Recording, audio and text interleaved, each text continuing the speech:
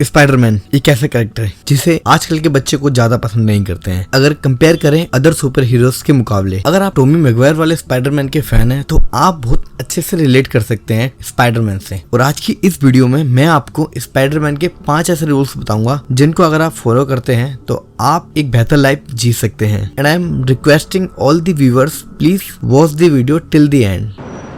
Remember, with great power comes great responsibility.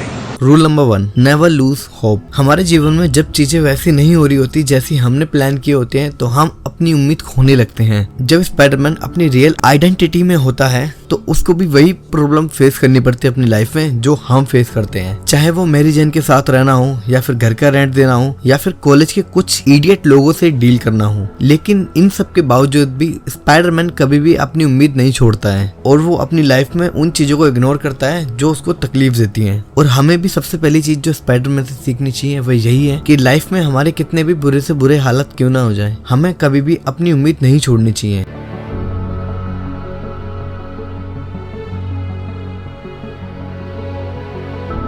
Rule number 2, always help others.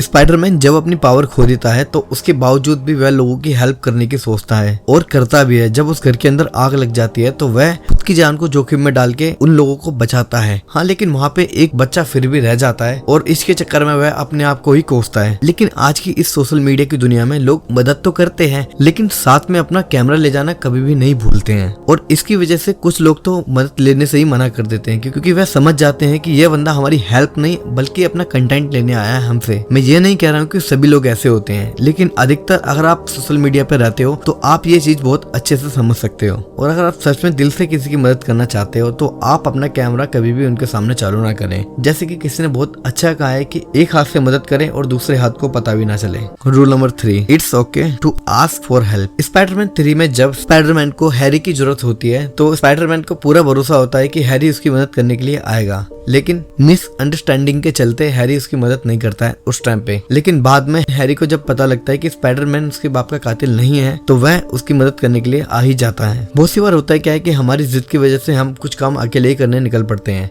यकीन मानो दोस्तों, ये कहना बहुत आसान होता है कि मैं अकेले ही सब कुछ कर सकता हूँ। हमेशा आपको किसी न किसी की जरूरत पड़ती रहेगी। मैं ये नहीं कह रहा कि आप सबसे मदद मांगते फिरिए, नहीं, जहाँ आपको उस पर्टिकुलर बंदे से हेल्प मांगनी है जिसके ऊपर आप भरोसा करते हो कि हाँ ये मेरी मदद कर सकता है। क्योंकि किसी की मदद मांगने से आप छोटे नहीं हो जाते हो, बल्कि जो काम आप कर रहे होते हो उसको करना और आसान हो जाता है। तो आप उससे हेल्प मांग सकते हो जिससे लगे आपको कि वो आपकी हेल्प कर सकता है। Rule number 4, don't be change yourself for some temporary shit things. Spiderman 3 में जब वेनम पीटर को कंट्रोल कर लेता है तो वह उसके स्वभाव को भी बदल देता है। आई नो उस कंडीशन में पीटर कुछ भी नहीं कर सकता था, लेकिन जब बात हम पे आती है तो हम खुद को बड़ी जल्दी बदलने चल जाते हैं बिना कुछ सोचे समझे। खुद को बदलना कोई बुरी बात नहीं है, लेकिन यह बदलाव खुद को बेहतर बनाने के लिए किया जाए तो वो ज्यादा ठीक रहता है उसके मुकाबले कि आप अपने आप को खराब चीजों में डाल रहे हो। बदलने से मेरा मतलब है कि अगर आपको किसी बंदा बंदी दोस्त किसी और से आपको धोखा मिला है तो आप बेकार सी चीजों में ना पड़ के अच्छी चीजों में पड़े तो वो ज्यादा अच्छा रहेगा आपके। क्योंकि जब भी हम किसी से कोई उम्मीद करते हैं और वो उम्मीद पूरी नहीं होती है तो हमें बहुत बुरा लगता है और उसके चलते हम कुछ लाइफ में ऐसे बुरे कदम भी उठा लेते हैं जिसकी वजह से हमें आगे जाके पछताना पड़ता है, चाहे वो हमारे स्वभाव की बात हो या फिर हमारी हेल्थ की बात हो। लेकिन आपको कभी भी ऐसा नहीं करना चाहिए कि इसकी वजह आपको यह समझना चाहिए कि उस व्यक्ति ने ऐसा किया ही क्यों आपके साथ, और किया है किसी कमी की वजह से तो आप उस कमी को पूरा कीजिए। Rule number 5, try to understand